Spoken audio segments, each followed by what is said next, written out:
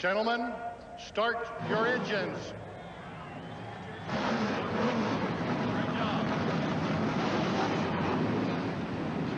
The command is given, and the most competitive field in Midwestern stock car history roars to life.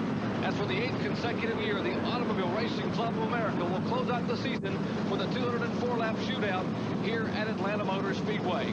Stay tuned as the 1991 Series Championship is decided next in the Motorcraft Fast Lube 500.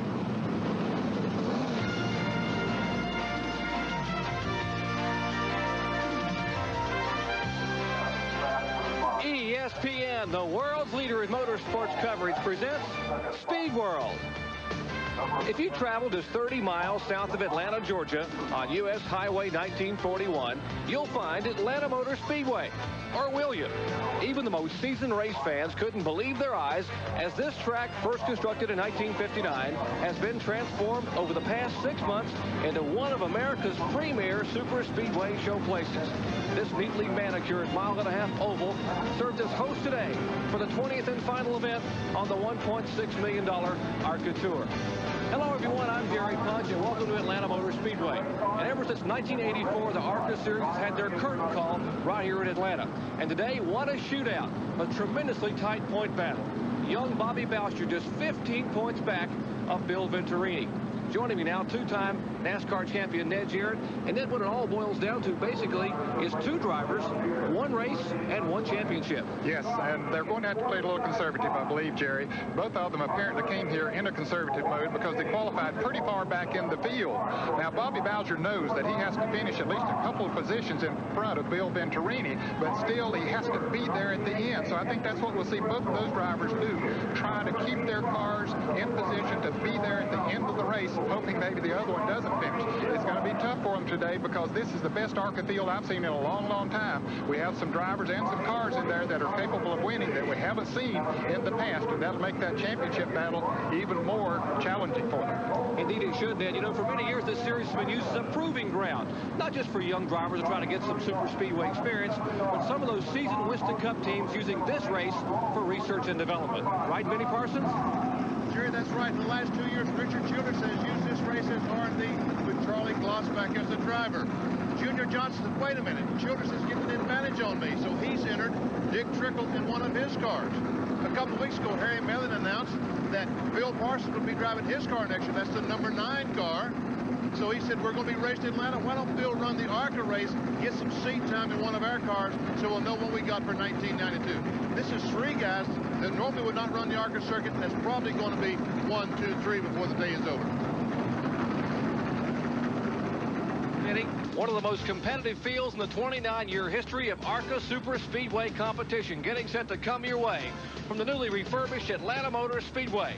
It's the Motorcraft Fast Lube 500. Today's Speed World coverage of this event brought to you by Quaker State. The Big Q is one top motor oil. And by Ford and your Ford dealer. Have you driven a Ford lately?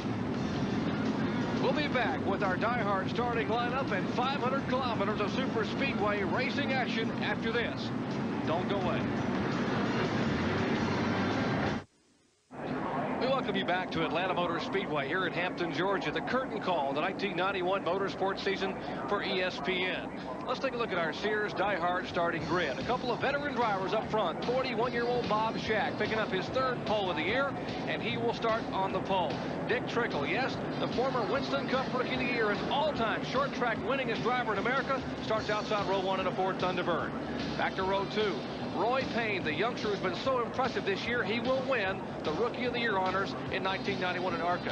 And Phil Parsons getting his first ride for Harry Melling, a car he will drive all next year in Winston Cup racing, a former winner in Winston Cup competition at Talladega.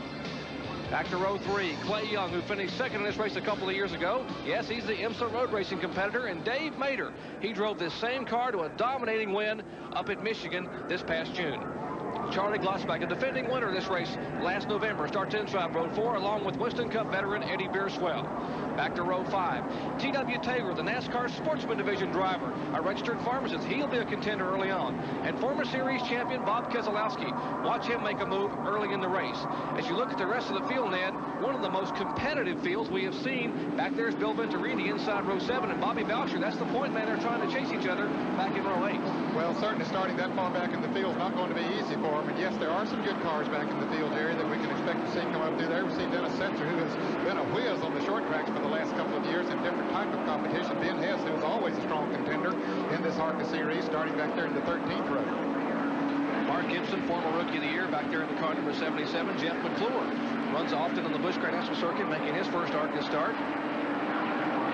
Bob Dauber, a 3-time ARCA champion. Ken Reagan, who finished second here in the spring, he will start the Rube Ride car, who wants to run for Rookie of the Year next year. And there's Bobby Gearhart with the provisional start. His car would not start today, Jerry. They have pushed him behind the wall, so they're 41 to make this start.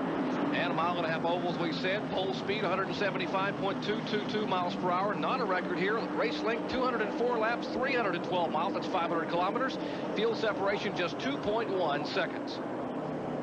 Getting set for the green flag. Oldsmobile on the inside of row 1 with Bob Shack, the winningest active driver in ARCA Speedway history. 15 career wins, and beside him, the Junior Johnson-owned Ford Thunderbird. Dick Trickle at 49 years of age. The 1989 NASCAR Winston Cup Rookie of the Year, 42 strong side by side. It's the curtain call for ARCA at Atlanta, and the green flag flies.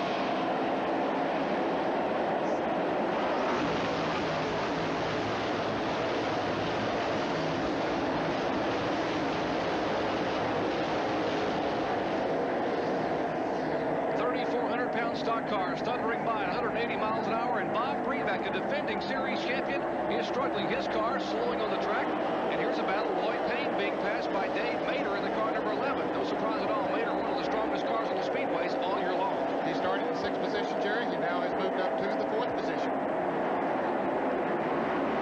Leading this race is Bob Shack. Bill Parsons with a good start, running in 2nd place. Dick Trickle dropped back to 3rd on the start. Trickle's car sliding up a little bit. There you see Bob Shack on the left of your screen. Phil Parsons. Caution is on the speedway. Perhaps for the Bob Brebeck car, which is over in turn 3. He couldn't get the car up to speed. It was coasting to a stop going into turn 3. So the first caution of the day. There we see the race Buick number 34, Bob Brebeck. And Brebeck, a tough break for him. He has not had a very good year after picking up 2 wins in the series championship a year ago.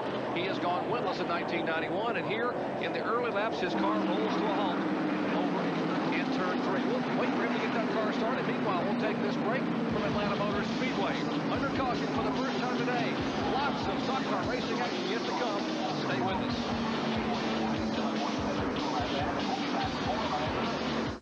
One car manufacturer has more NASCAR victories than anyone. Winning over 350 NASCAR races, over 4 decades of racing. That car manufacturer is Ford. And that kind of winning performance goes beyond the winner's circle.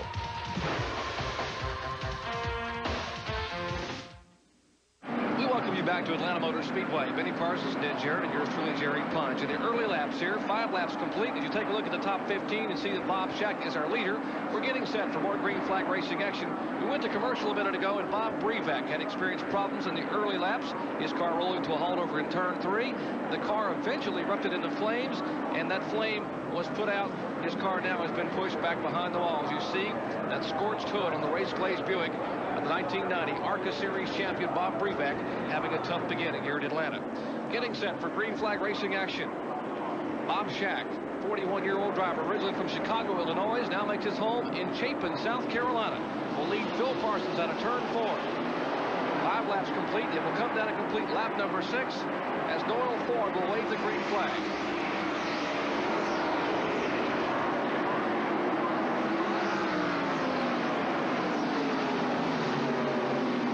It looks like Dick Trickle got a little better start that time. He's running in 3rd place.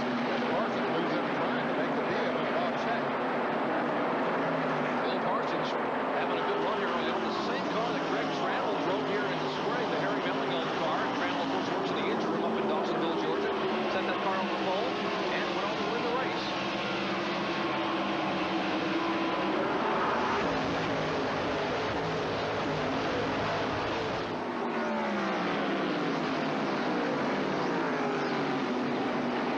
Shack is your leader. Parsons running in 2nd spot. Trickle now getting a little bit of pressure from Dave Mader. Here's Bill Venturini in the car number 25. He begins to move in a little bit on Bob Keselowski. 2 veteran ARCA competitors, both former champions. Venturini won it in 87. Keselowski won it in 89. He's running in 9th place, Jerry. He started 13th, so Venturini maybe not running quite as consistent as I thought he might. But I'm sure the car feels comfortable to him, but he wants to keep those leaders in sight because Bobby Bowser has dropped back in the lead.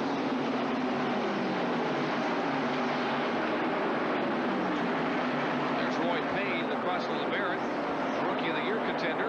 Up in front of them, the challenge is for 3rd spot.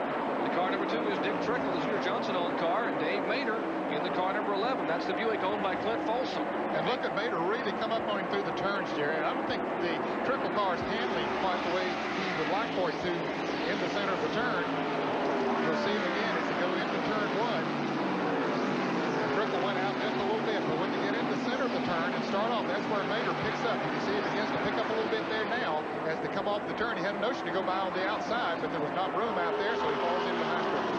Now you heard Benny Parsons mention at the top of the show, this is an R&D situation for some of these Winston Cup teams, and that's one of those situations he was speaking about.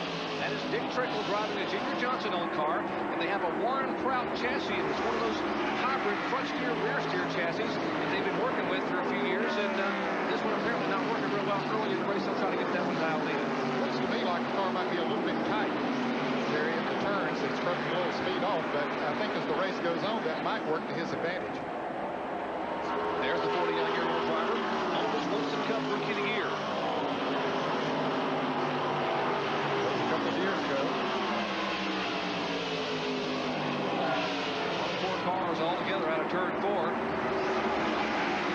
They pulled away a little bit from the 5th place car, Charlie Wattsback.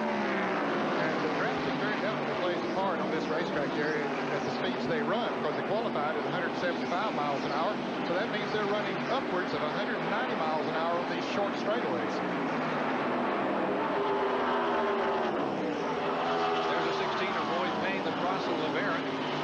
Young man who will be Rookie of the Year this year. Starting third. He's had a good finish. His best speedway finish coming here early in the year. Behind him, the car number 23, that's Eddie Beerswell. He finished 3rd in Texas. Their last super speedway event. Beerswell will try to make a move beneath him, and his automobile can't quite pull it off. Look at the Chrysler going very high in the turns. Roy Payne, car number 16, that gives some room down on the inside for Beerswell. They almost touch coming off the turn 2. Beerswell will get him going into turn 3. Beerswell will take the spot away. The Auto Finders. Oldsmobile. Major Beerswell driving. That's 6th, 7th, 8th, and 9th right together. You see right behind him is Clay Young in the car number 5. He's the former IMSA competitor. 2-time IMSA American Challenge Series champion to go by one of the slower cars out in turns 1 and 2.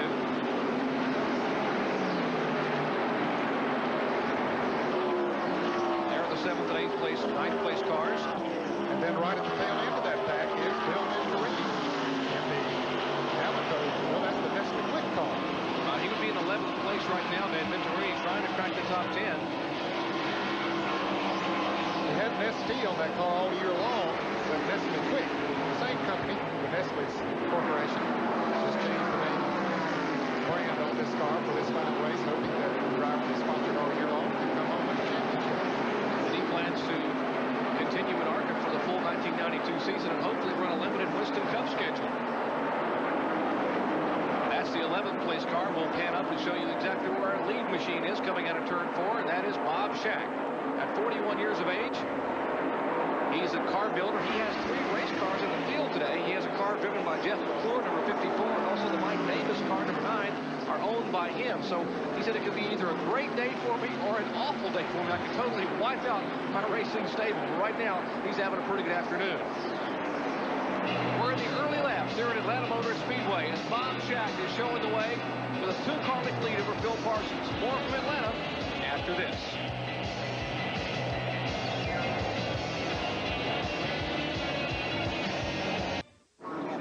ARCA Permatex Series action from Hampton, Georgia, here at Atlanta Motor Speedway. Second caution flag today being worked for a violent collision in turn 2. Now these cars battling for 8th, 9th, and 10th. Clay Young, the car number 5. At 29 is Bob Keselowski. Now coming out of turn 2, they touch, and Young's Pontiac begins to spin. Keselowski and Venturini make it by, but watch behind as young Craig Rubright, a rookie driver, will T-bone Clay Young in the left side of the car. They spin around, and let's take a look from a different angle, Ned. Well, of course, he slides back out in front of Rubright. But, Jerry, there is room on the high side of that racetrack. But being a rookie, he didn't really know what to do, and he drove right into him, a hard lick. And then, of course, behind them, some of the cars start coming in there. Nowhere to go. They start jockeying for position. There is, in the blue and white car, is Clifford Allison getting hit, and the car 04 of Mike Wallace up on the outside. And T.W. Taylor getting hit also, and he comes down to the inside of the racetrack. So at least a half a dozen cars involved in that impact off of turn 2. T.W. Taylor getting damage on his car. Mike Wallace's car spun. Apparently he will be able to resume. Heavy damage for Craig Rubright and, of course, Clay Young. Getting set for more green flag racing action. Showing 22 laps in the books here at Atlanta Motor Speedway. Glad to have you with us on this ARCA Permatex season finale here. The Motorcraft Fast Lube 500.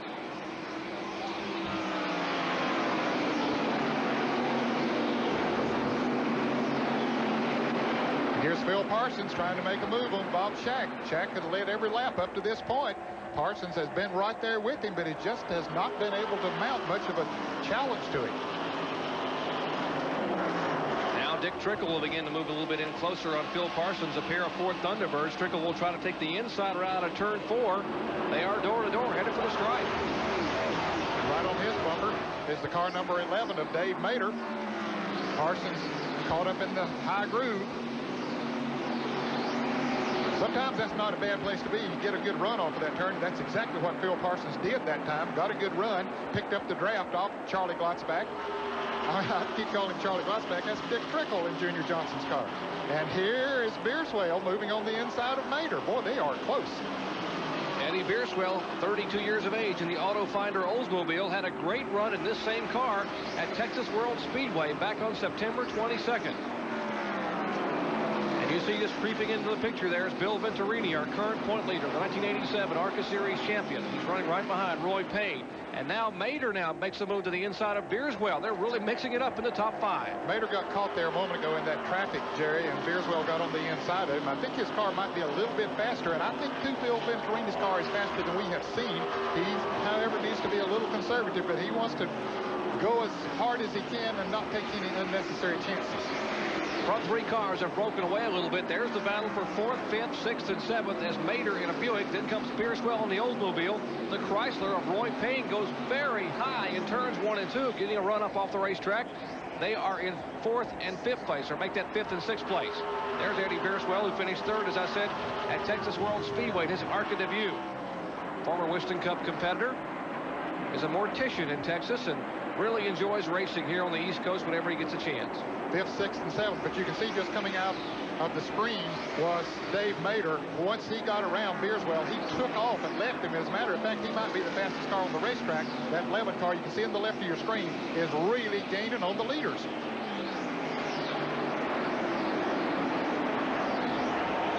This, of course, is 5th, 6th, and 7th. Beerswell, car number 23, Roy Payne, 16. Now Venturini wants to make a move down on the inside. I think that those 2 cars might be holding him up a little bit, Jerry, but he just still doesn't want to take any chances, which is smart. He doesn't need to be taking chances at this time of the race. Well, 204 laps this race today, this 500-kilometer event. We're just just completing lap 28, so a lot of laps to go. And Venturini will take the high road. Remember, even though he thinks Roy Payne's a great young driver, Payne is still a rookie competitor. And now he's moved around him as Payne has dropped off the pace. Yeah, he's off the pace. He pulled down to the inside of the racetrack. Very smart. Got out of the fast groove. Something wrong with the Chrysler. Boy, that car has qualified so good all year long. Had some awfully good runs. But it looks like now that he has some sort of a mechanical problem. Something has slowed him. He does not come into the pits. He stays out there, but off the pace. You know, back in the spring here, he had a problem with the car as well. Running awfully well and had engine problems late in the race with 20 laps to go. There's Bobby Boucher, the young man who is 25 years of age, just 15 points back. He's being shown in the 8th position, just in front of Richie Petty. Yes, that is Richard Petty's nephew, the son of Maurice Petty, famed engine builder. And Richie Petty, in only his 4th career ARCA start, started at Michigan this year. Also ran at Texas World Speedway. Had a great run going at Michigan on ESPN. Then had some motor problems late in the race. And running very well here. That famous Petty Blue on that car number 41. The Pro Set Racing Cars Pontiac that he's driving.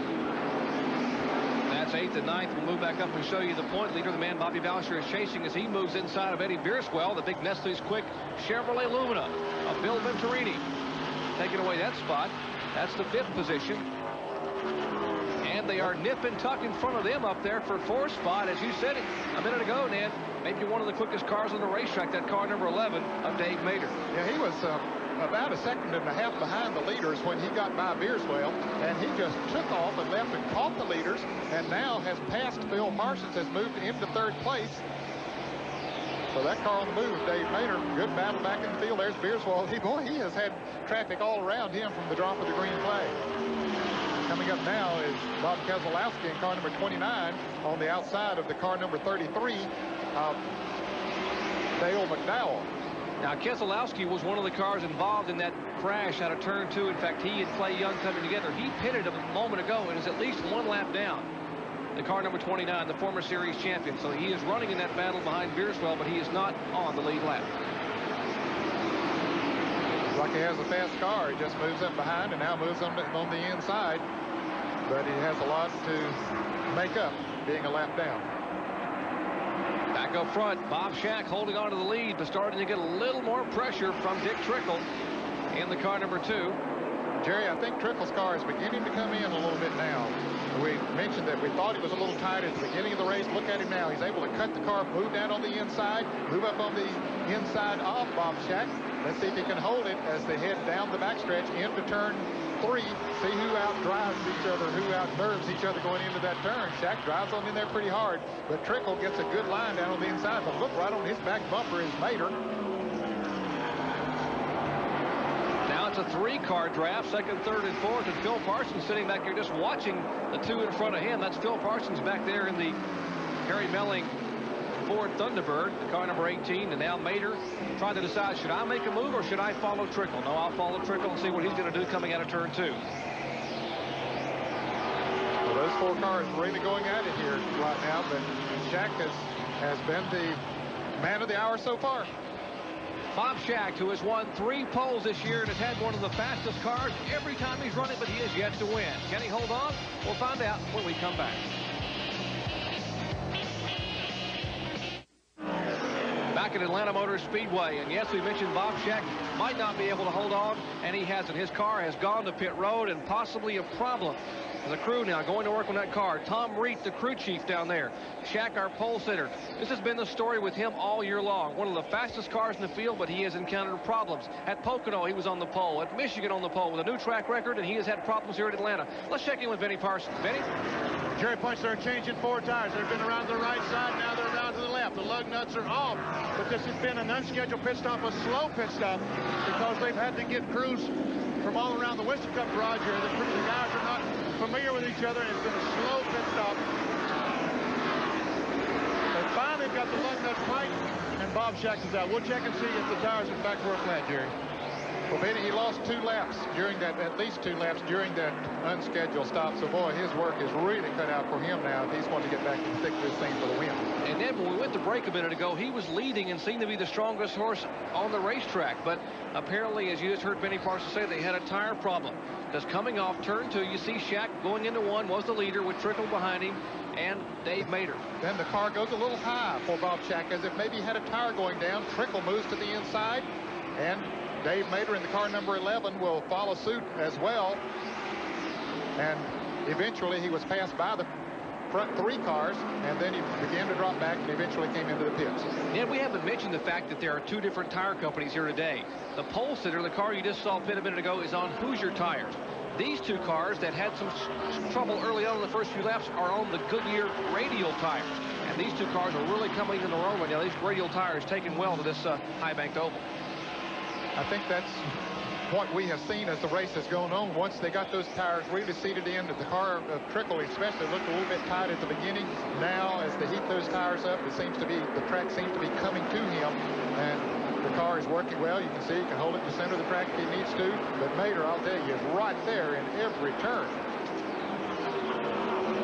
Dave Mader in the car number 11. That car owned by Clint Folsom. It's a Buick Regal. Engines by Carl Wegner. Freddie Fryer, the famous short track competitor from the Southeast, is the crew chief on that car. Look at him come through the turn, down on the inside, really pick up on Dick Trickle.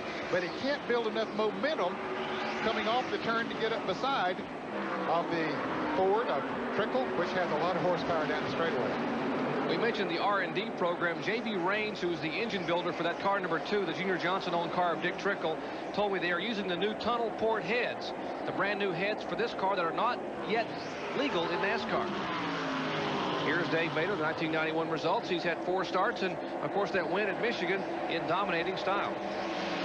3 top 5s. Here he comes down on the inside. He might have enough momentum this time. No, he doesn't. Not quite.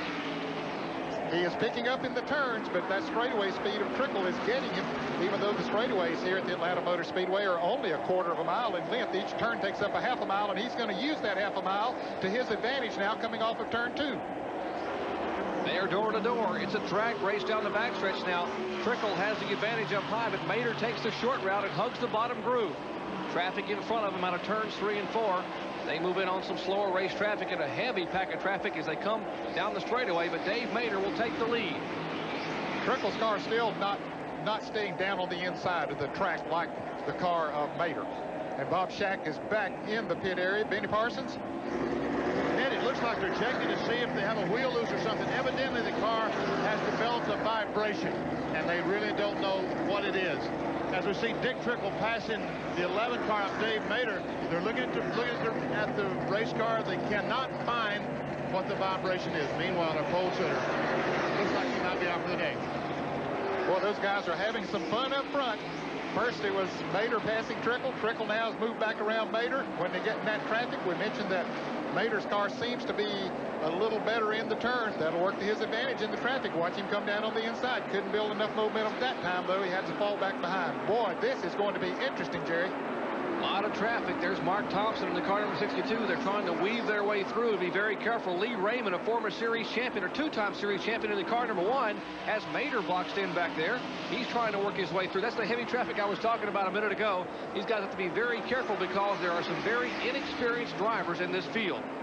Yes, they are. And I'll tell you, drafting does play a major role here, but they're not thinking about that right now. They're just thinking about finding a groove or a hole open in the track. And boy, Trickle thought he had one, but he closed up on him. And here comes Mader up on the outside. He has Trickle bucked down on the inside. Now Mader can't go anywhere, and Trickle was able to move down inside the car number 78. That is Scott Bloomquist, the dirt track ace from Tennessee. And now Trickle will slide between 2 cars. Mader will try it on the inside. A slow car down on the bottom of the track. And they make it through. I'll tell you, those years of short track experience paid off right there for Dick Trickle. He saw that hole begin to open. When he made that move, that hole was not open, but he saw it was going to open. He moved right on the inside of one, up on the outside of another. Beautiful piece of driving. 1,200 short track wins for Dick Trickle. And of course, that's how you do it, by anticipation. And he knew exactly where to go. Exciting ARCA racing action on a beautiful Saturday afternoon here at Atlanta Motor Speedway.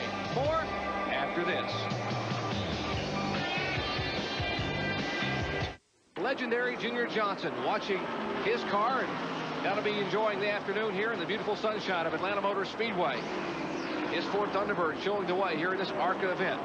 But the car number 11 of Dave Mater giving him no breathing room whatsoever. Mater just about a car length back in second. And of course, that's Dick Trickle driving the car number 2 that's owned by Junior Johnson, the Motorcraft Baby Ruth Ford.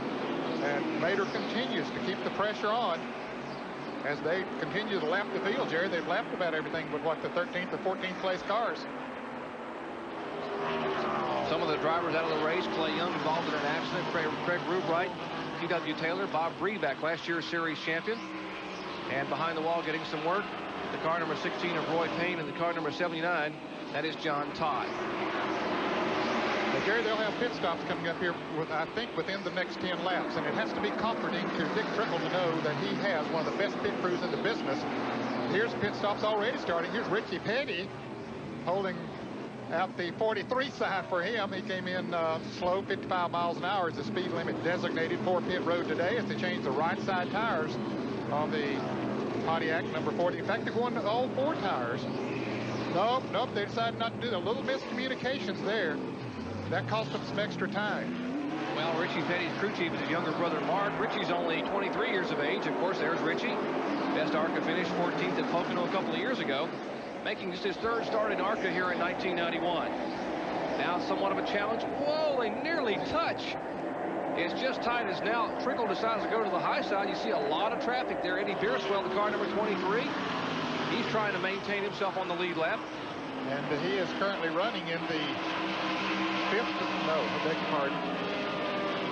He is being shown in the 22nd position. He has lost a couple of laps down.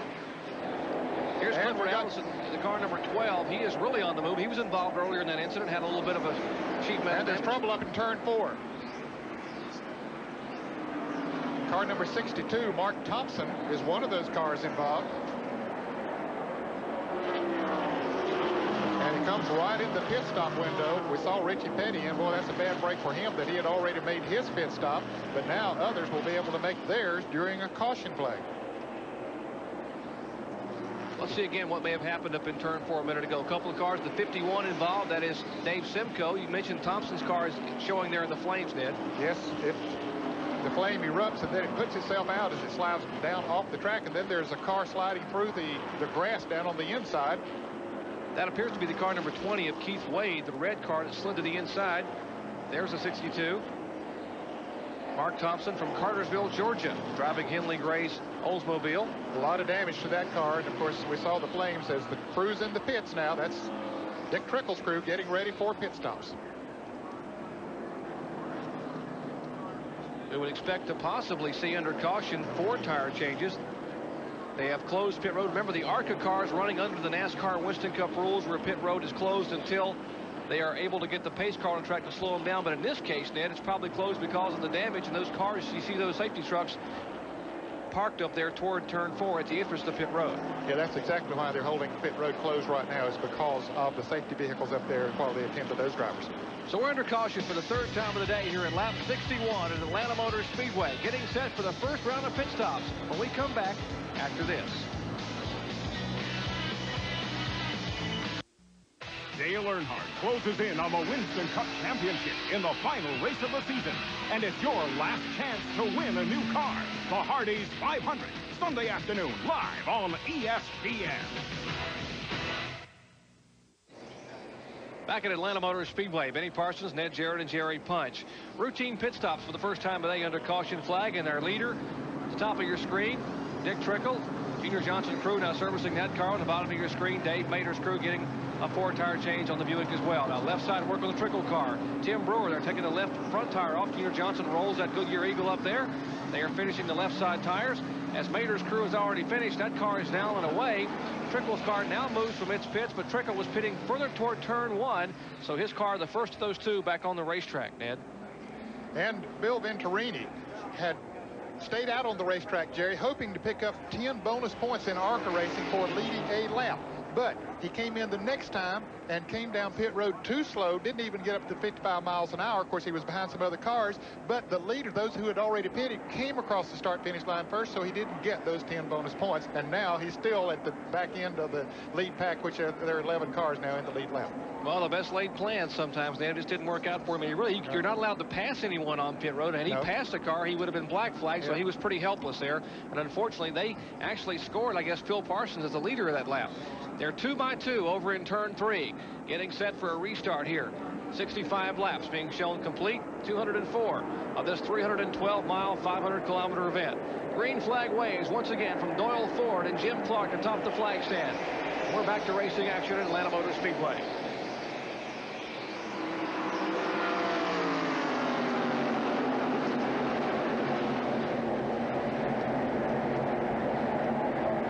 Trickle takes off this time, and here comes Charlie Glotzback up on the outside of Dave Mader.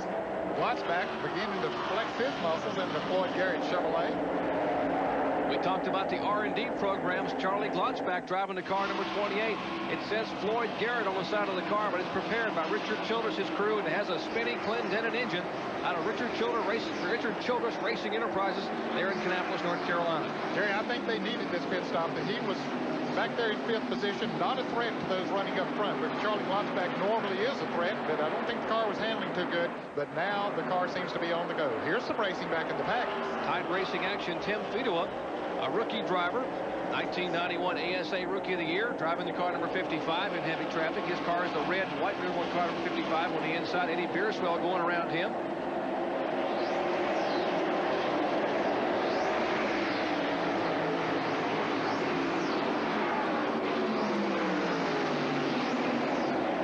Had made an unscheduled pit stop under green just before the caution.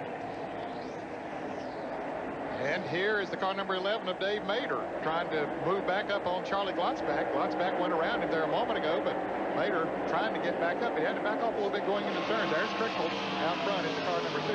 Glotzback in the black Chevrolet number 28 and the Buick number 11 of Dave Mader. Charging Charlie Glotzback at 53 years of age. His 5th start in ARCA competition in 1991. Of course, he dominated this race back last November and goes very high in turns 1 and 2. That's the opening that Mader needed. We'll see if Mader has the horsepower and the muscle to pull it off down the backstretch. Buick on the inside. A car that blew an engine going into turn 1, but here, and that was Bobby Bowser. A lot of smoke coming from the championship challenger, and it looks like he's out of it as we see this battle for second place up front. No caution. Yes, there is a caution right now coming out as they battle back to the line, not knowing if there's oil on the track, but Bobby Bowser's championship battles might have gone up in smoke, Gary. It might have been. 25-year-old Bobby Bowser, second-generation driver whose father, Jack, won the championship 3 times in 63, 64, and 65. He brings that Ford Thunderbird down pit road.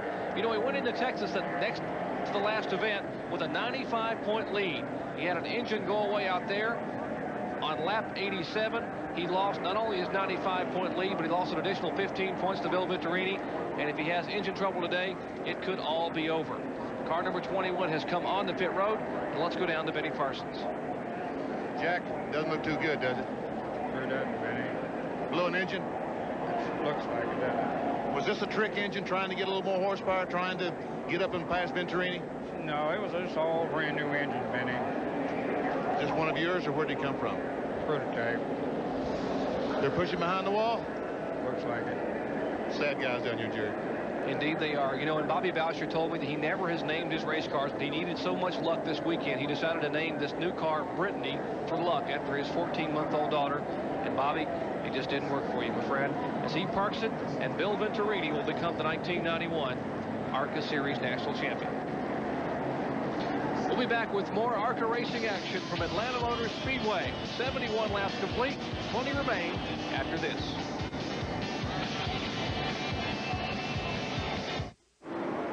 Back at Atlanta Motor Speedway for ARCA Permatech Series action, and young Bobby Bowser's chance at a championship has gone up in smoke. Let's go down to Benny Parsons. Bobby, no championship in 1991.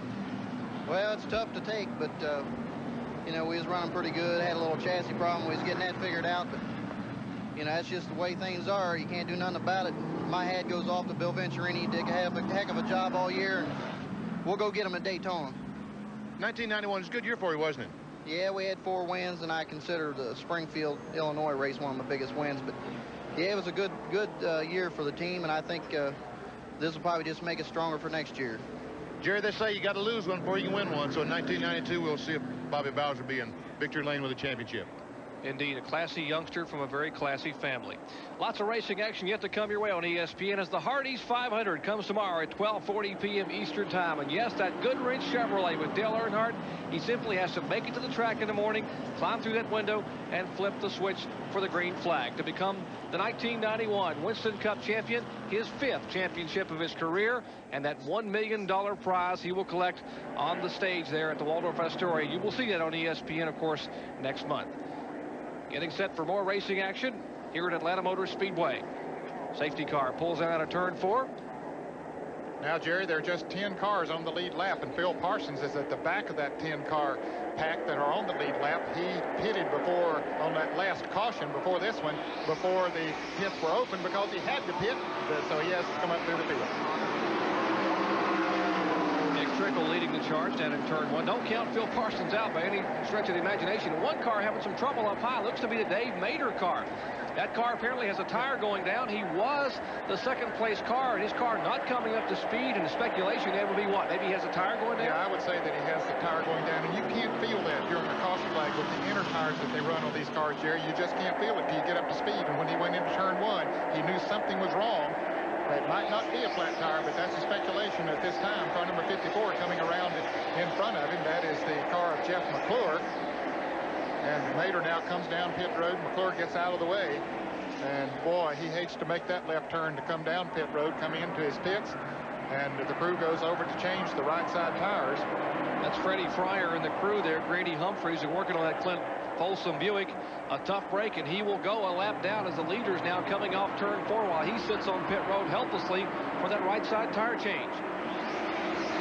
Wide now, just the leaders have just passed the start-finish line. The red car to the right of your screen, that is Dick Trickle. Motorcraft sponsored Ford Thunderbird out of the Junior Johnson stable. Now the 11 car of Dave Mader is going back down pit road. He will not lose but 1 lap. He'll be a little over a lap and a half behind once he gets up to speed, Jerry, but he'll need a caution to get caught back up, and then he'll need another caution after that if he's able to pass the leader at that time. So, boy, he has a lot of making up to do.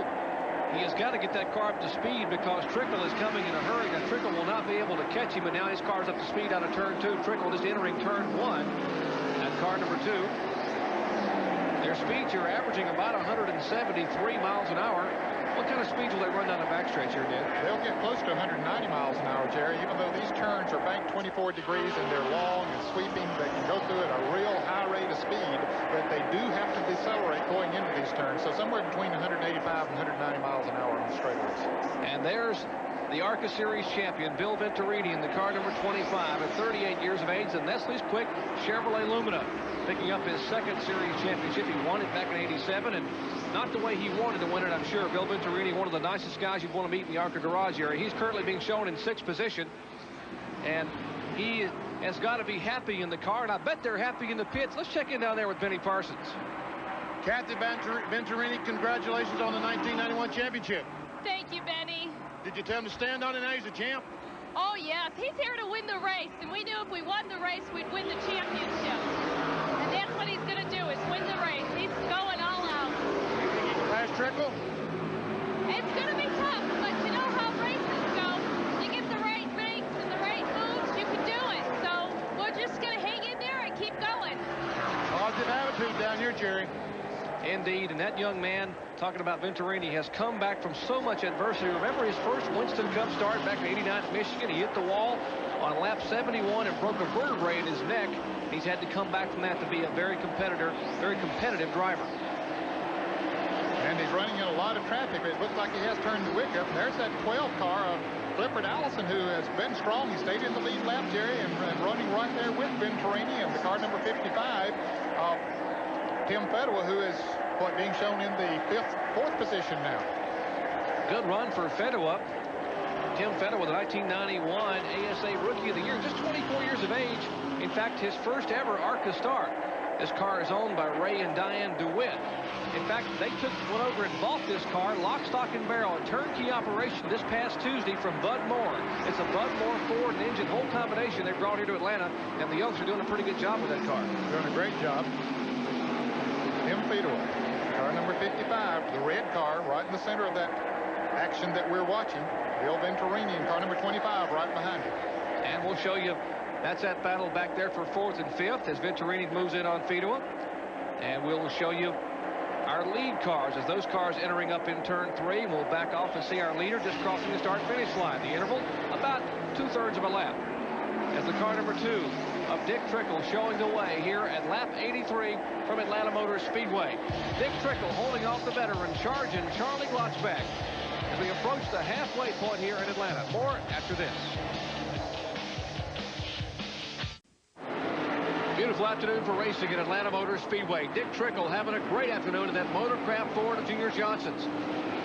Lots of traffic, lots of racing action coming your way. There is Tim Fedewa and a car spinning in front of Fedewa. It's Bloomquist. And Bill Venturini, car number 25, gets into it as Fedewa goes around in the red car. Bloomquist down on the inside. There's Clifford Allison getting slowed down. How much damage are done to these cars? Battling for 4th and 5th place. Tim Fedewa was in 4th. And the car number 25, there you can see damage to the Nestle Quick Chevrolet of Venturini, who has already clinched the championship, but big trouble here now. Looks like some right front sheet metal being pushed in on that tire, and his Chevrolet Lumina now. Venturini will need to get that car to pit road. And this tremendous crowd enjoying the racing action. Some close calls from a couple of drivers over in turn 2. So we'll check in to see if he's going to be okay and what will need to be done to that race car when we come back with more from Atlanta Motor Speedway after this. Don't go away.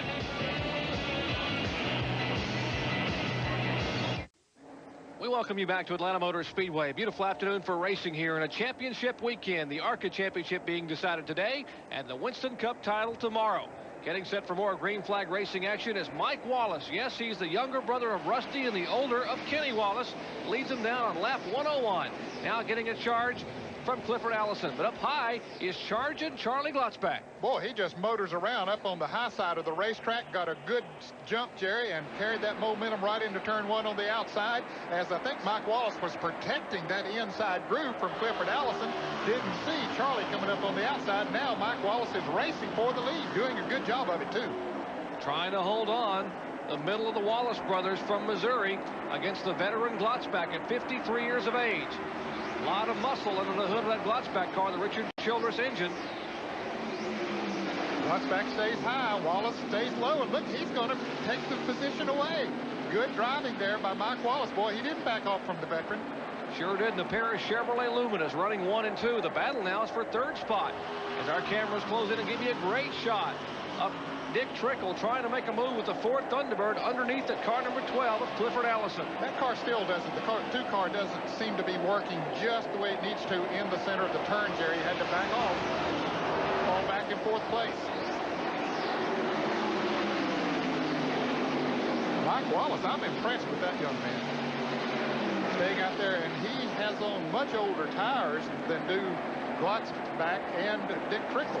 He and the car 04 of Mike Wallace and the car number 12 of Clifford Allison did not stop when the others did for fresh tires. And by golly, they're hanging right there with them. Normally, fresh tires will really help the car. That time by, they were given the halfway mark just a lap ago. 102 laps complete of the 204-lap, 500-kilometer event here at Atlanta Motor Speedway. The Motorcraft Fast Lube 500. Glad to have you with us. Benny Parsons, Ned Jarrett, and Jerry Punch all having a beautiful day for racing here in the heartland of Georgia. Mark Reno Chevrolet out front. He has some sponsorship from Dale Earnhardt Chevrolet on that car. Dale Earnhardt has been very helpful to Mike Wallace. Of course, Dale and Rusty Wallace, very good friends. Now we'll see if Clifford Allison can begin to move in a little bit on Charlie Glotzback. Clifford told me he had no idea he was going to drive in this race until about a week ago when they called him and said, come up to the shop and we'll be fitted for the seat. Suddenly he's down here running an ARCA race and running awfully well. He certainly is. Well, there's some tight racing here a moment ago coming out of turn 4 as Tim Fedewa down on the inside. Ooh, boy, did they get close coming off of this. And that's the car number 75 of Bob Shack. Exciting racing all around this mile-and-a-half oval. Beautiful place here at Atlanta Motor Speedway. Bruce Smith, Bob Markham, and all their crew have done a tremendous job. This facelift ongoing here. They will add, we are told, possibly another 50,000 seats before we come back here next year. And the battle heats up, and whoa, a move down on the inside. That is Dave Mader, who is now 3 laps down as he tries to follow Dick Trickle in the car number 2. Trickle now making a move underneath young Clifford Allison. Well, Allison hanging tight up there. Mader looking for a place to go. I think he's a little faster in the turns than is the car, the Ford of Trickle in car number 2. Trickle wiggles a little bit coming off the turn. And Allison holds on tight up there. Let's see as we go into turn 1, who's going to have the advantage. Allison not backing off. He's staying right up there like we saw Mike Wallace do a little bit ago. He's on the outside groove. Might have the advantage coming off the turn, but that power under the hood of that car number 2 might carry Trickle on by as he goes into turn 3. But again, Trickle has to back off a little. And the 5th place car of Phil Parsons to the right of your screen. That's the Harry Melling Ford Thunderbird. He is sneaking in there. He is now going to go in there and make it a 3-way battle. 3rd, 4th, and 5th.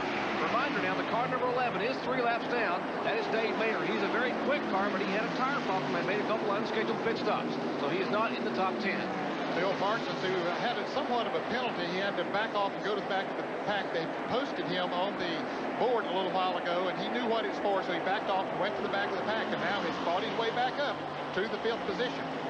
So Phil Parsons, very definitely a threat in this race, and Trickle's car, Jerry, is just not doing what it needs to do in the center of those turns.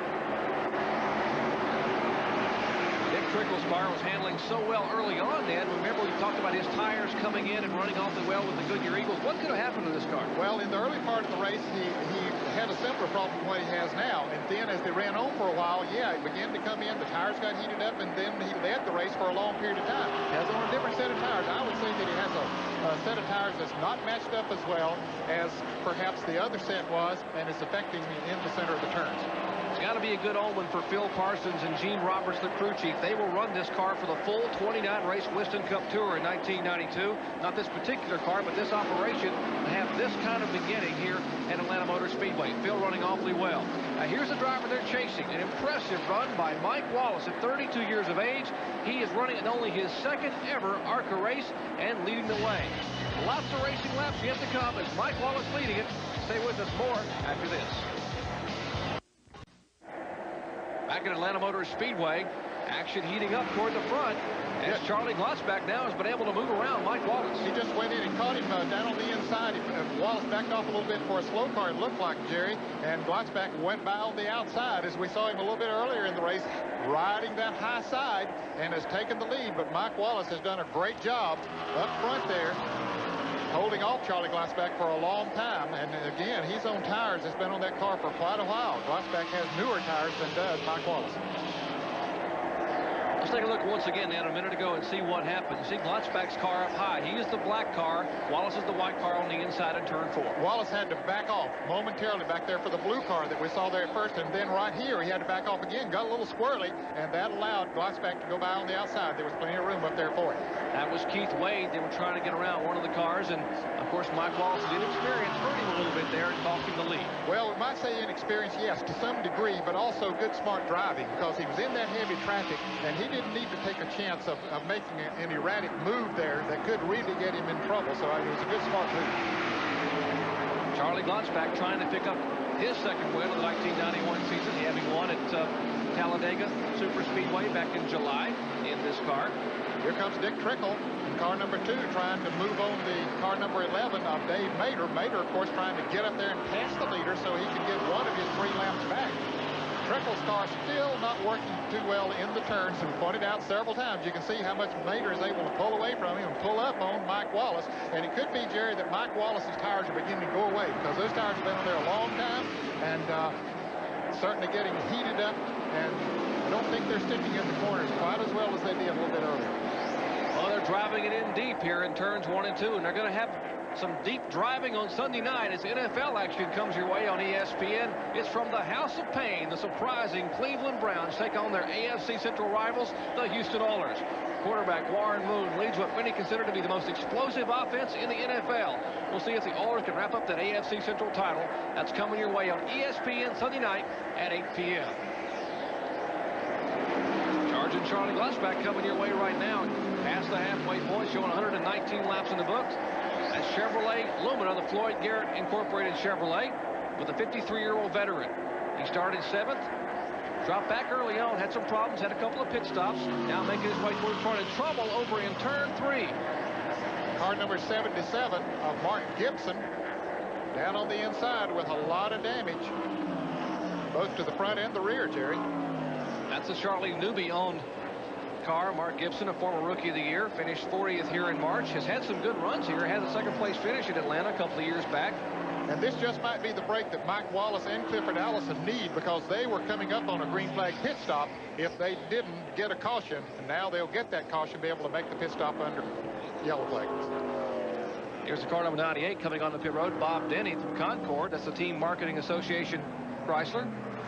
Well, the pit should have been closed, Jerry. I don't think they've got the caution car where they have it out on the track perhaps now, or will have when they come around, but the pits were closed. But maybe he needed to come in anyway, so that just means he'll go to the rear of the field when we restart the race. And here's Mike Wallace needing a pit stop, and boy, I'm sure he was glad to see that caution come out. He hates to see one of his fellow drivers have problems because it's a caution. And we are told the car number 98 was involved in the spin, so I guess he was allowed to come down pit road. He apparently had a tire going down or had some sheet metal involved, so we've just been handed a note that he was one of the 2 cars involved. But the most severe damage, of course, occurring for the car number 77 of Mark Gibson, his car coming to rest on the inside apron of turn 3. And the pits are open, and you'll see Mike Wallace, as you predicted, Ned, exactly. He will come down pit road, as will Charlie Glotzback.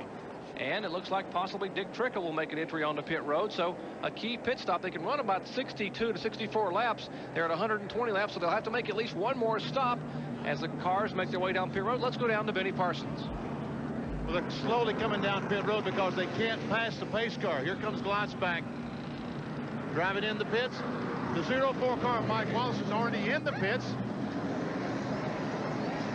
On the left side on Mike Wallace, and Jack Van fell down, as you saw. Now the right sides are going on Charlie Glotzback's car. This is the GM Goodrich crew. Not the same guys that you see on Sunday, except, well, there David Smith is going on the left side with the Jack. Wallace is down. He's coming down pit road. Let's see if these fellows can get the car, the tires changed. They are making a chassis adjustment. They're having trouble on the left rear. They cannot get the lug nut on, and there goes Wallace and also Phil Parsons. Now Glotzback finally gets the car going and down pit road. And the 2 car of Dick Trickle beat all of them out to Benny. It was a good pit stop by Mike Wallace and Phil Parsons. Mike Wallace having the help of his brother Rusty Wallace's Miller crew that hits Rusty on Sundays. So under caution for the 7th time a day, a break for Mike Wallace, and somewhat of a misfortune for Charlie Glotzback. We'll have more green flag racing action from Atlanta after this.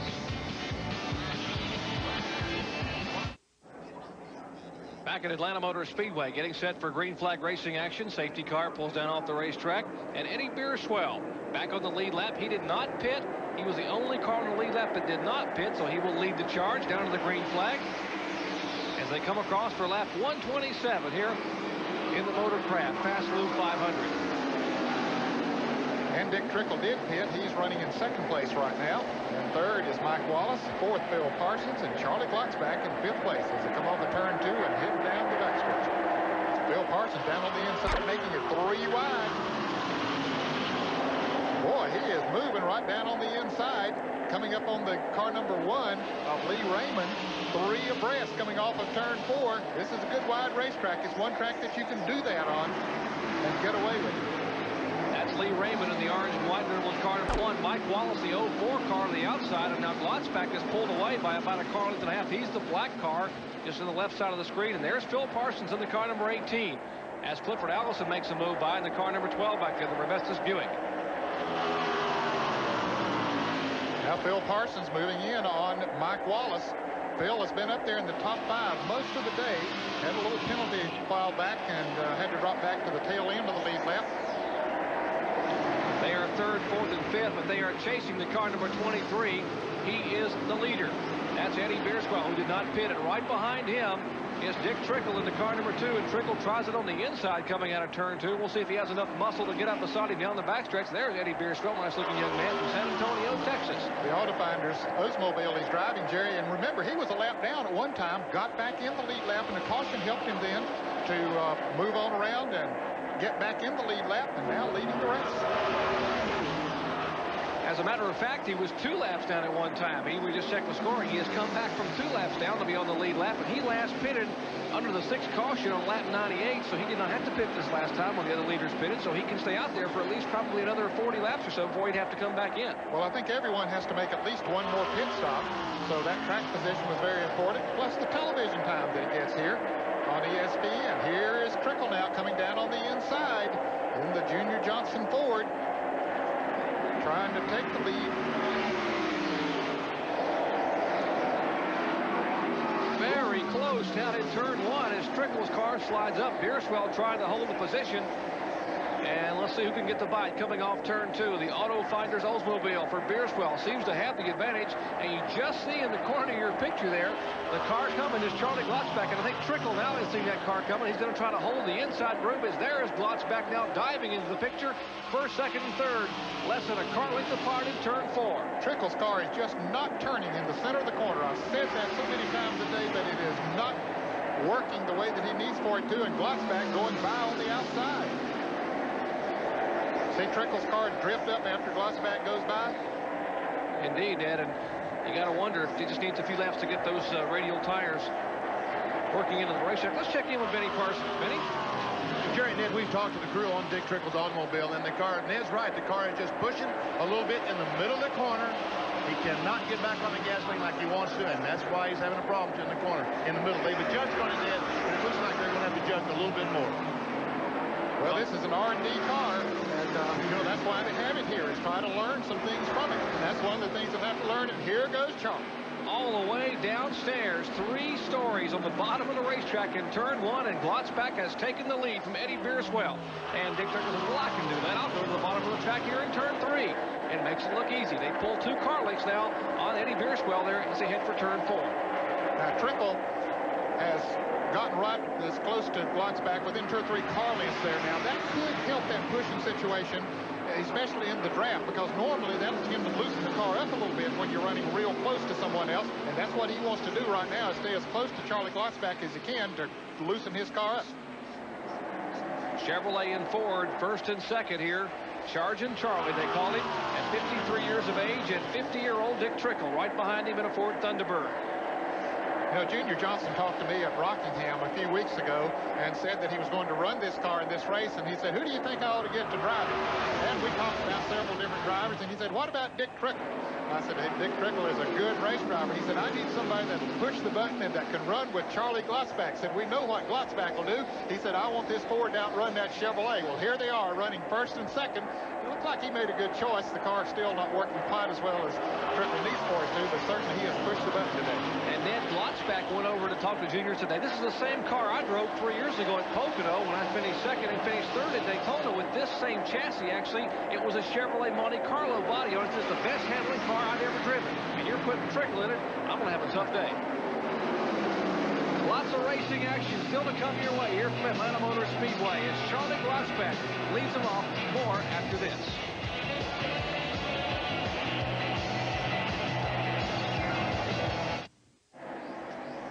Hot and heavy racing action at the front of the pack at Atlanta Motor Speedway. Glad to have you back.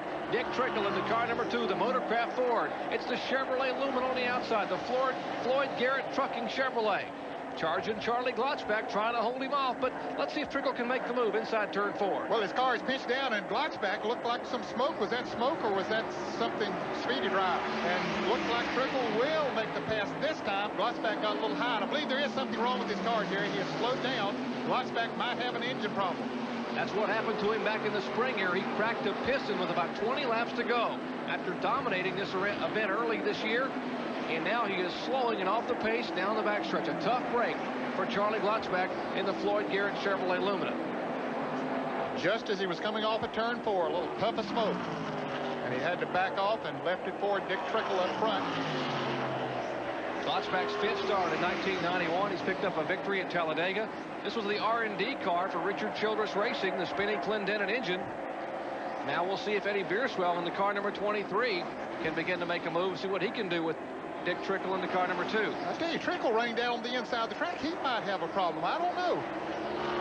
just not driving the line that he needs to be driving around this track for a maximum speed. However, he's still holding Beerswall off, but Beerswall now really making a good run on him. And Mike Wallace and Phil Parsons are both coming in a hurry. Let's see again what may have happened. Watch the inside of the car number 28. See if we see something come out of the car, the exhaust. Yes, you can see there, puff of smoke as he came off at turn 4. Trickle was down on the inside of him. There's a little bit more smoke, and Trickle goes on and takes the lead, walks back, takes it to the garage.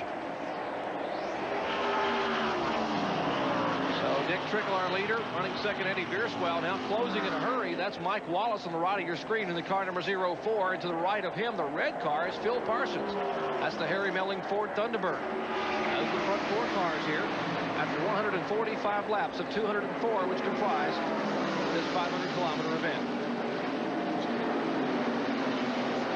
Lots of racing action yet to come your way from Atlanta Motor Speedway as Dick Trickle trying to pick up his first ever ARCA win. More after this.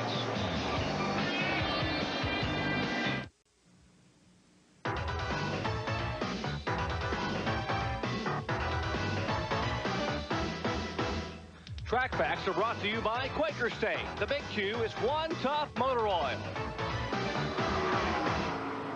This bottle holds compressed nitrogen. That's what these fellows use to change tires. Here's the impact wrench. Here's the regulator that regulates the amount of air going through the impact wrench. But look how exposed it is to anything that may fly around in the pits. A tire, a gas can. Let me show you what these fellows do to protect these gauges that are so important in regulating the air. Look at the piece they've made to go over. It screws on this air bottle, nitrogen bottle, and protects this gauge in case someone throws a tire or a gas can in the pits. It'll hit this piece of metal and not the gauge. Well, indeed, Benny, safety not only a priority on the racetrack, but in the pits as well. There's the car number 2 everyone's chasing. That's Dick Trickle. Junior Johnson-owned Ford Thunderbird, sponsored by Motorcraft. We mentioned Trickle's been around for a number of years. He raced an ARCA event in 1969. A little trivia, Ned. Dick Trickle, our leader, raced at ARCA at Daytona in 1969. He finished 14th. Who won that race? How about Benny Parsons? That's exactly right. Our own Benny Parsons won that race. Iggy Katona finished 2nd. Andy Hampton was 3rd. And one of the ARCA legends, Ramo Stott, finished 4th. Dick Trickle trying to get his first ARCA win here today is his car really handling very well, trying to move around Tim Fedewa, the car number 55, currently being shown in 13th position. Fedewa is 2 laps down. Well, Trickle now running in the lap traffic. He is able to run a high line. That seems to work a little bit better with that tight chassis that he has. And the chassis has to feel good to him now, Jerry, that he doesn't have a lot of pressure from any of the front-running cars for the lead. That's the kind of a chassis you want once you get out front and are able to pull away a little bit. Eddie Beerswell still running in 2nd place. Phil Parsons 3rd. Clifford Allison 4th. And in 5th place now is Bill Venturini.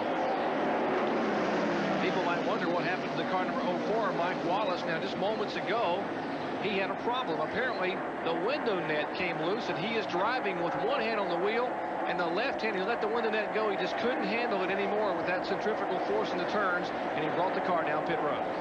You can see the window net blowing around there, Jerry, and I think he held it for a number of laps out there, and I think he ran long enough to get into a window where he could finish the race with the tank of fuel, and so now he does find himself a lap down. You can see them fastening the window net, the guy in the blue shirt on the left side, and they change the right side tires, put in the tank of fuel, so he's set to go the rest of the race. Others will have to make another pit stop, so, you know, if it goes green the rest of the way, he might still be in good shape. Well, he is now being shown a lap down by virtue of that pit stop. Of course, still in 8th position. There are only 5 cars on the lead lap. I mentioned, of course, the leader, Trickle, then Beerswell, then Phil Parsons, into car number 12, of course, of Clifford Allison.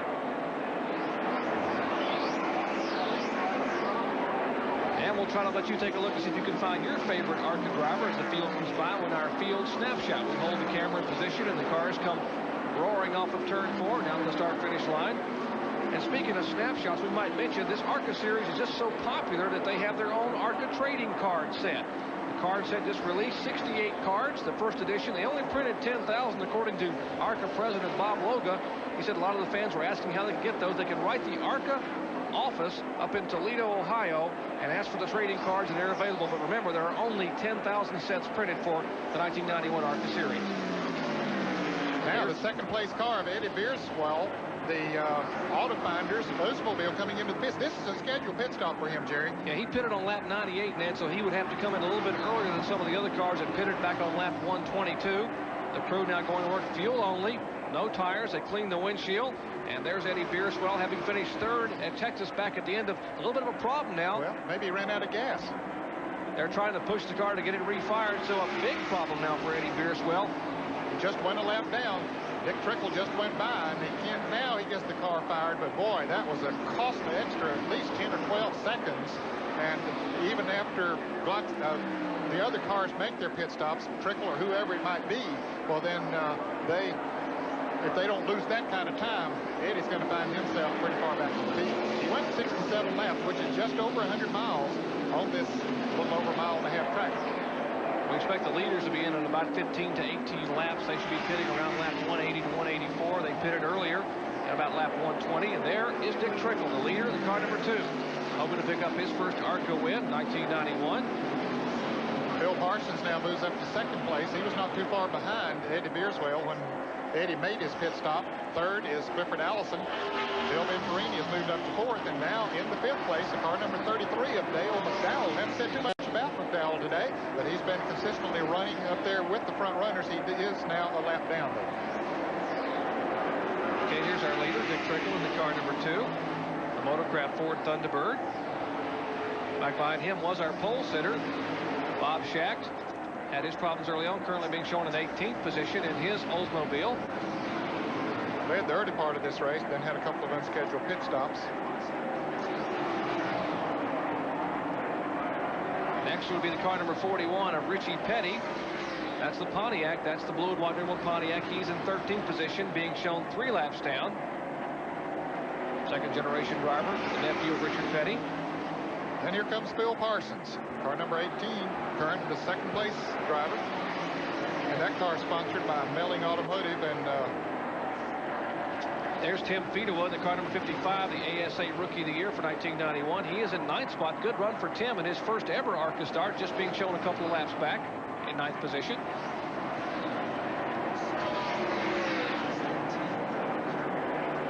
Car number 65 in the 10th position. That's Johnny Chapman, Stony Point, North Carolina. The 1991 NASCAR Dash Series champion. Again, making his first ARCA and only his third ever Speedway start. Here's Lee Raymond, the 2-time ARCA Series champion in the Jim Coyle-owned Chevrolet. He is in 14th position, being shown as 4 laps back. Then comes the car number 9, being shown back in 19th position. That is Mike Davis, and that's one of the cars that's owned by Bob Schacht. Mike Davis, who is an exploration manager for an oil company out of Columbus, Georgia. Then comes the car number 22 of Billy Thomas from Phoenix City, Alabama. He's the promoter, East Alabama Motor Speedway. There's Dale McDowell. The young man had such a great run at Michigan. Started way back in 42nd spot on ESPN and finished second up at Michigan in August. Having a good run today in the car number 33. He is in 5th spot, showing 1 lap down. And then the car number 8 of Bobby Dotter from Chicago, the Dotter and Davis Racing Chevrolet. Then comes the car number 98. That is Bob Denny. Started driving years ago. And is back in his favorite profession of driving a race car in Concord, North Carolina, the Team Marketing Association Chrysler. Norman DeGree is the crew chief on that car. And we pan back to the car number 20 of Keith Wade from Quinton, Alabama. He just came out of the pits, Jerry, just a couple of laps ago, making his last pit stop of the day. He's in 20th position. Here's Clifford Allison, the Robestus Buick. That's the Bobby and Judy Allison-owned car, and a good run for Clifford here in his second ARCA start, showing in 3rd position. And then here is Mike Wallace, former leader of the race. Mike running in 6th place right now, but he is a lap down after making a green flag pit stop. But remember, he is set to go the rest of the way. Dick Trickle and others up in front of him have another pit stop to make. There's Eddie Bierswell from San Antonio, Texas, in 7th position. He has led for a period of time, having just made his pit stop, so he is set also in the car number 23. And the 1991 ARCA Series champion, Bill Venturini, at 38 years of age, in 4th place, coming all the way back up to 4th to be involved in a collision off of turn 2. See the damage in the front of his Chevrolet. He's the last car on the lead lap. Here's car number 54, Jeff McClure, currently being shown in 17th position. Making his first ARCA start. He runs selected Busch Grand National events over the past 2 or 3 years. And of course the car number 2, Dick Trickle, our leader, the ageless one out of Wisconsin Rapids, Wisconsin, trying to get his first ARCA win after accumulating over 1,200 victories on the short tracks of the Midwest. Bob Shack there in the car number 75. As we said, several laps down as a result of some unscheduled green flag pit stops. Trickle sort of running his own pace now, Jerry. Picks the place he wants to run on the racetrack where that Ford works best. And it looks very smooth now. And those are the cars that are currently running here at Atlanta Motor Speedway. And we are closing in on the finish of the Motorcraft Fast Lube 500. Back with more from Atlanta after this.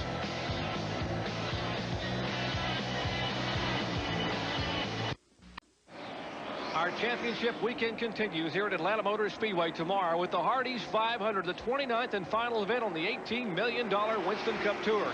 And yes, the Goodwrench Chevrolet driver Dale Earnhardt has to climb aboard, fire it up, and take the green flag to pick up his 5th Winston Cup title. And of course, that $1 million purse prize to be delivered up there in the Waldorf Astoria next month.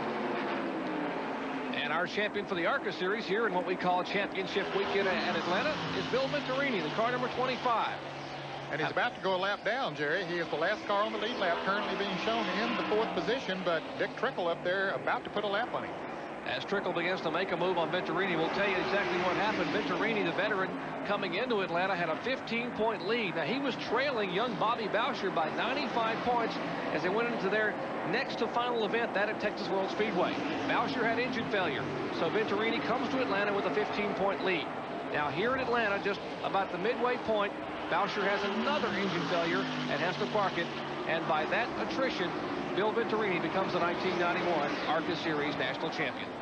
He was involved in an accident not of his own making a little later on, did some damage to his Nestle Quick Chevrolet, which perhaps has affected the aerodynamics of it, but he still, up until right now, has stayed in the lead lap. And here's one of the leaders coming into the pits. That's Phil Parsons coming into the pits for what should be his last pit stop, Benny.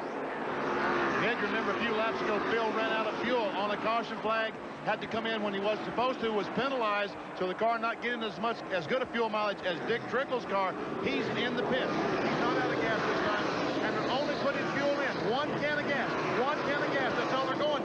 Gene Roberts said go, and away he goes, but he's got to be careful. Don't go too fast or he'll get penalized. Well, Dick Trickle just went by, Benny, as he was in the pits, so Phil goes a lap down, but Dick Trickle has a pit stop yet to make himself. Clifford Allison coming into the pits.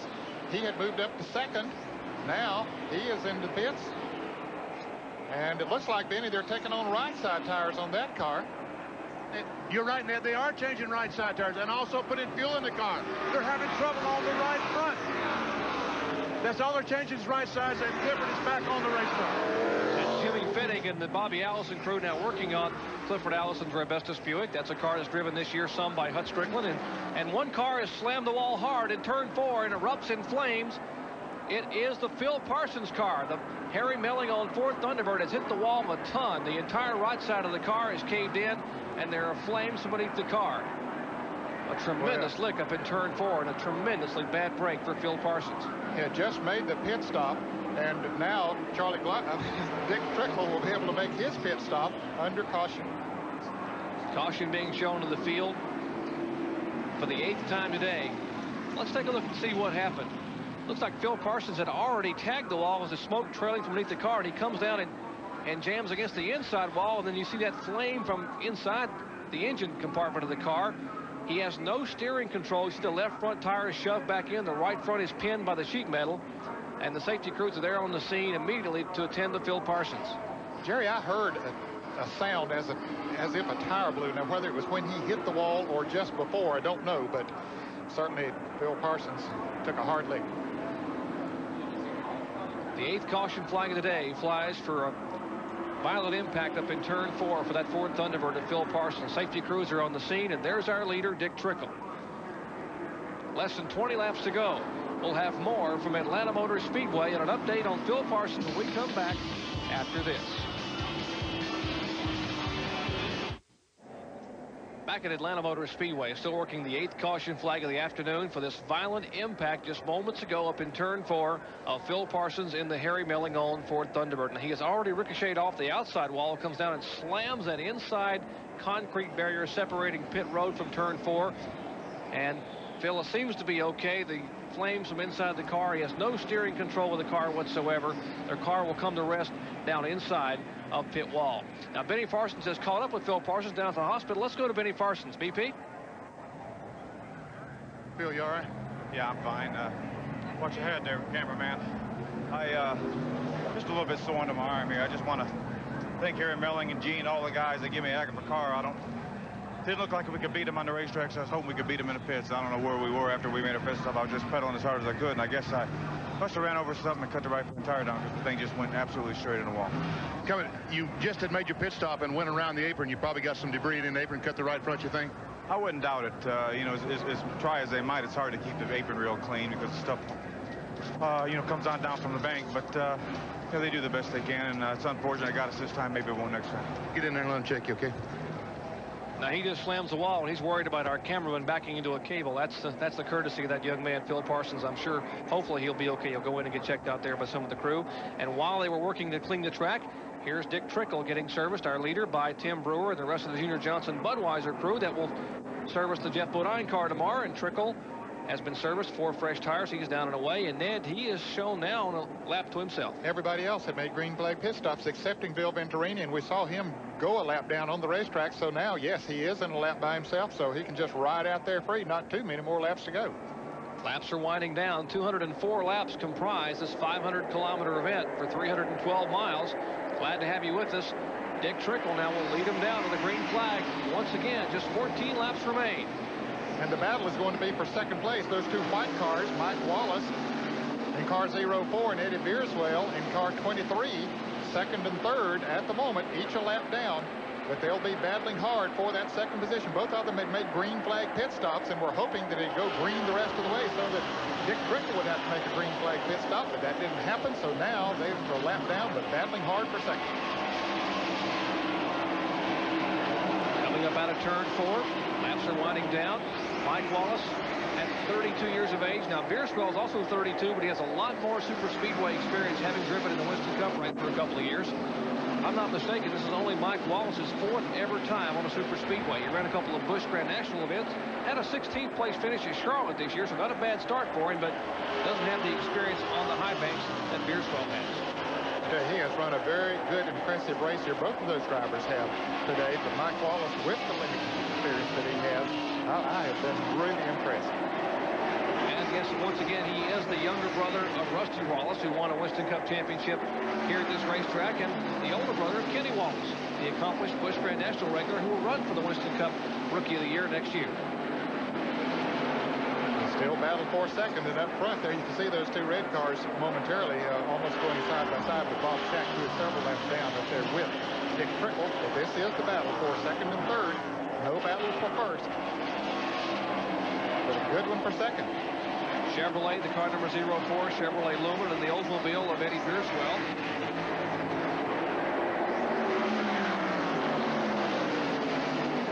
Mike Wallace doing a good job of protecting the preferred line, which going into the turn is about the center. And then, of course, as it comes off the turn, they drift out next to the wall. We mentioned Mike had limited speedway experience. He qualified on the front row here back in March for this Atlanta event and was running 4th when he had motor problems about halfway through the race. So he had already adapted pretty well to this 1.5-mile track. How tough is this track to learn to drive? It's mostly turn. Of the 1.5-mile facility, 1 mile is the turn. Well, it is a tough racetrack to drive, Jerry, because there is so much turn here, and it's very tough on the suspension of a car and also on the driver, particularly the neck of the race driver. You're in turn so long and so much centrifugal force and a lot of G-force as well, and it really puts a lot of strain on your neck muscles. You got to wonder what Rusty Wallace and possibly some of the more experienced people would be telling Mike Wallace right now is there on the radio probably talking to him as spotters. And what would you be saying to this young man? Hold that line.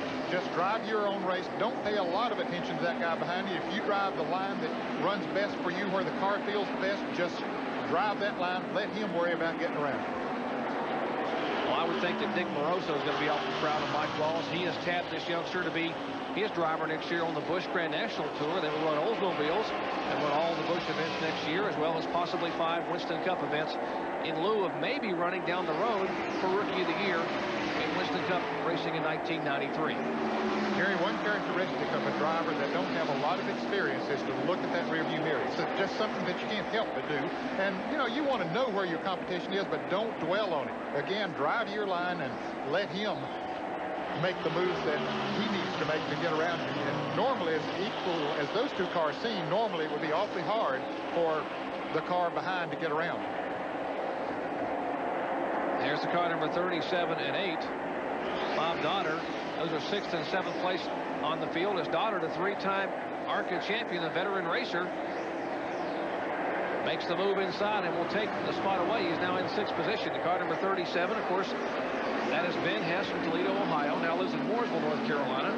The Target Expediting Oldsmobile Jim Spicuzza on machine. And Ben, of course, having won this year in the season opener at Daytona. The ARCA 200 down there. So we're getting closer to the end. And there's Clifford Allison. Good run for Clifford. And you remember the fact that a couple weeks ago he had no idea he'd be driving this race. And Bobby Allison said, hey, that he talked about it, said Clifford really needed some speedway experience. And come Sunday afternoon of this week, they're going to cut all that Buick sheet metal off anyway, probably because they're going to be changing these cars around for the 92 configuration. So they got the car sitting around the shop. And why not let Clifford get a shot at some speedway experience? And he's being shown as 2 laps down, Jerry, but that's because he made a green flag pit stop. And here's a crash. Eddie Beerswell, who was running in 3rd place, has spun around and has touched the outside wall. A lot of smoke coming from his Autofinders Oldsmobile. Tough break for Eddie Beerswell, who had run such a good race here today. Looked like he might have blown an engine, Jerry. It is a tough break as the car comes to rest just prior to the opening of pit road. There, those large tractor tires protecting the end of pit road. And yes, the caution flag will fly for the 9th time today, Atlanta Motor Speedway. Let's see if we can just catch what happened. His car's already spun backwards, and now it's up against the outside wall. I think the engine blew going into turn 3, and he got in his own oil, spun him around backwards, didn't have a lot of control of it, slid into the wall, and then came down on the inside. Here's another look at it. As you can see, he was getting crossways and then sliding backwards, hitting on the driver's side. Not too hard into the wall, so, but the engine apparently let go going into the turn, so too bad this near to the end of the race. Now, he has impressed a lot of people with his run here today in his drive. He's talking to the safety crews there, and the Atlanta South crews they have here at Atlanta Raceway are among the finest in the country. They have some great crews all around at all the Winston Cup and ARCA tracks, but the crew here is one of the best. Under caution for the 9th time today, as laps are winding down, just a few laps to go before possibly Dick Trickle can go to victory lane for the first time ever in ARCA racing. Back in a moment.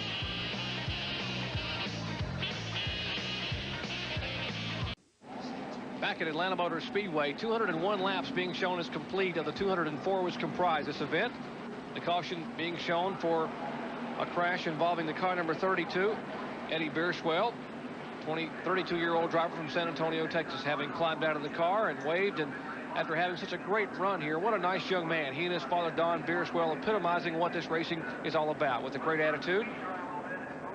And, of course, the safety crew, safety cars having the field in tow down the backstretch are trying to get the track clear so they can finish this race under green flag. So they've given them one more lap, Jerry. They're scheduled to get the green the next time around as this safety vehicle now comes off the track. So apparently we're going to get a green flag. And the flag stand getting ready to unfurl that green flag for the final time this afternoon. They will complete lap 202 on the way by. So it'll be green, white, and checkered flag. Dick Trickle, at 50 years of age. He turned 50 just last month in October. Having been born in 1941, has picked up a lot of wins. Now going to get his first ARCA victory if he can just hold on for a couple more laps. And Mike Wallace with Bill Venturini right on his back bumper. They're a lap down, and also the car number 33 of Dale McDowell also just one lap down. He's being shown in 4th place. Trickle, all he has to do is just ride around there and hope to stay out of trouble while those others battle for second. The battle should be between Mike Wallace and Bill Venturini.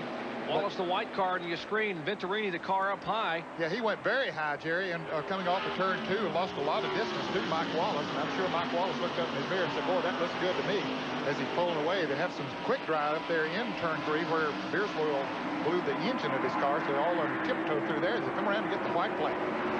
White flag for Dick Trickle at 50 years of age, and they're shuffling it up behind Trickle. Trickle out there, no traffic in front, must ride for about a mile now to pick up his first ARCA win on the final lap. There's the Ford Thunderbird driver, Motorcraft sponsorship, Junior Johnson R&D car. And Dick Trickle will take it home to victory lane. Less than a mile to go now for Trickle as he heads for turn 3. You know that he's driving careful through that quick drive this time. No traffic to contend with. Trickle tiptoeing now out of turn 4. And the battle for second spot as Trickle comes across and takes the win. And Mike Wallace will finish in second position. Great effort for Mike Wallace, the young man out of Missouri, and Bill Venturini wins the championship. Bill Venturini, 38 years of age, from Chicago, Illinois, picks up his second ARCA Series title. Whoops. Gave a little bit of a bump to Bob Dotter there. Bob, of course, from Chicago also, so maybe he's just giving his neighbor a friendly bump. And there's a Dick Trickle crew. Junior Johnson, the legendary car owner, he's got to be pretty happy with his R&D program and its first outing here in ARCA competition. We'll hear from the winner, Dick Trickle, and possibly the champion, Bill Venturini, when we come back to Atlanta Motor Speedway after this.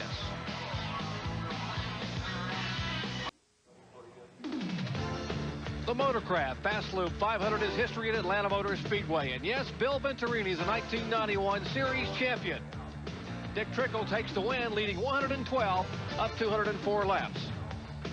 We hope you've enjoyed today's Speedwall coverage of the Motorcraft Fast Lube 500, brought to you by Smooth Bush Beer and easy drinking Bush Light. And by Quaker State. The Big Q is one tough motor oil. Let's go down to Benny Parsons where they're celebrating in Victory Lane. Benny? Jerry, normally we have one happy winner in Victory Lane. Today we got two, but first let's talk to Dick Trickle. The car ran well. Well, you know, so number one, I want to thank Junior Johnson and Tim Brewer for considering me and having enough faith in me to come and drive the car for them. It was like a pat on the back after everything else been going on. You know, the guys, you know, that he pulled out of the shop to work on the car just did a super job for me. And, you know, through the week, anything I want to change. And then we had the 11-car crew us, you know, at pit stops, and so I had some super pit stops. They told me, if you're going to drink your water, drink it fast or you won't get it down. I was on the back straightaway still drinking my water after pit stop. Okay, Dick, shut up. We got to talk to the champion. You've been a champion before, haven't you? A few times. All right, a champion, ARCA champion 1991, Bill Venturini. Congratulations. Thanks a lot. Is that all you got to say? You're not happy or anything? Oh, of course I'm happy. I wish I would have won the race instead of finished third, but we had some problems today. Got involved in a couple wrecks and still finished third, so I'm happy with that. I'm glad we won the championship. 1992, you're going to be back to try to, again, to repeat? Oh, definitely. I hope that Nestle and Amico will be with me. I'm working on it and hope that next year we'll come and defend our championship again. Hey, I got two guys down here. Where do you go? I did have two guys, Jerry. Back to you. Well, the top 10 as Dick Trickle takes the win. Mike Wallace is second. Venturini finishes third. Dale McDowell fourth. Bob Dotter in fifth place. 6 through 10. Ben Hess, Clifford Allison, Tim Fedewa, Richie Petty, yes, and Johnny Chapman finishes in 10th spot. Lots of action coming your way tonight. CFA college football, the Razorbacks and the Aggies live at 7:30 p.m. Eastern time. And following that, when we go out to Jack Murphy Stadium, BYU and San Diego State decide who goes to the Holiday Bowl. And, of course, a lot of racing action to come your way tomorrow. The Hardee's 500 Championship Weekend continues. For Benny Parsons and Ned Jarrett, I'm Jerry Punt saying congratulations to Dick Trickle and Bill Venturini. So long from Atlanta.